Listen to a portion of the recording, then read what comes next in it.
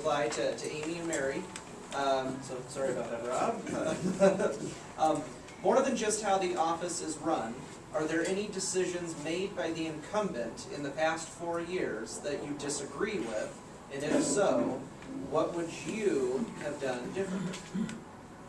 Would you like me to go first, or would you prefer Mary? Who started? I think we just enjoyed it. Or, okay, and I think Rob ended, so. Up to you, ladies. I'll take it first. I have a gold eagle here. Is that person who tried to pay with it? Well, this is a good chance for me to clarify my earlier statement.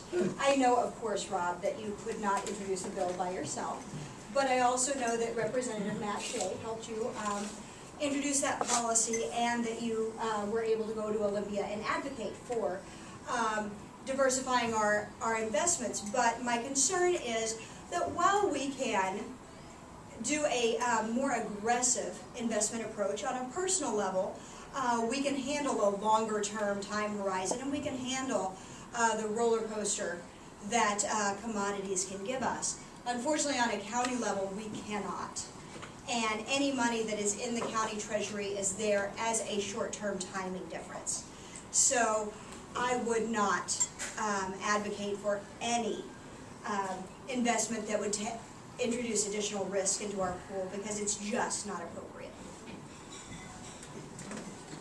So, and I would just follow that up with, I would be following the laws and regulations that are within the county treasurer's office and within our county and our state, because I think that's important to do.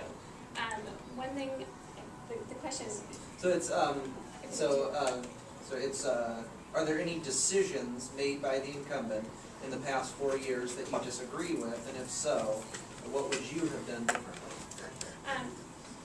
There's a couple things that I think are happening that I would do differently. I would have seek the endorsement of the county commissioners before I would start to go to the legislative people for new legislative ruling. The county treasurer is not a policy-making position. I mean, you're supposed to be following the laws and regulations of the state. And I know recently the incumbent has talked about wanting to reduce the personal property taxes or do an exemption up to $50,000. And that's a legislative position. That's a position that needs to have the county commissioners be part of. And that needs to be part of their policy. I mean, it needs to be part of Vicki's, talking about it at the assessor's office. And so that's one of the things that I think is not happening well in the county right now, is that coordination and that bringing together